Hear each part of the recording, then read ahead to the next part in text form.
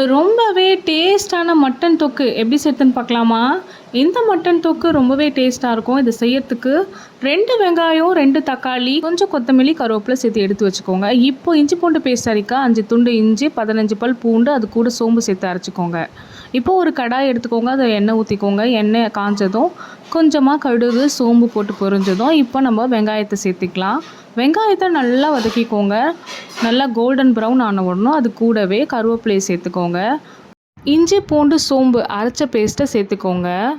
சேர்த்துட்டு நல்லா வதக்கிக்கோங்க. பச்சை வாசனை போகிற அளவுக்கு வதக்கிக்கோங்க. இப்போ அது கூடவே தக்காளியை சேர்த்துக்கோங்க. சேர்த்துட்டு நல்லா வதக்கிக்கோங்க. அது கூட 1 ஸ்பூன் உப்பு சேர்த்துக்கோங்க. அது கூடவே 5 டேபிள் ஸ்பூன் குழம்பு மிளகாய் தூள் சேர்த்துக்கோங்க.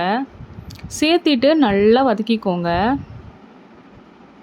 பச்சை வாசனை போகிற அளவுக்கு வதக்கிட்டு இப்போது மட்டனை 5 விசில் விட்டு உப்பு மஞ்சத்தூள் போட்டு வேக வச்சுருக்கேன். அந்த மட்டனையும் இப்போ சேர்த்துக்கலாம்.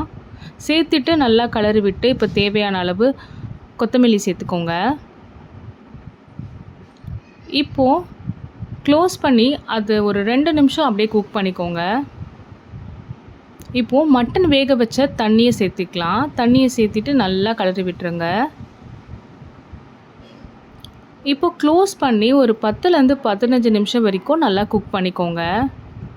அப்பப்போ எடுத்து கிளறி விட்டுருங்க. ரொம்பவே டேஸ்டான மட்டன் ரெடி ஆயிடுச்சு.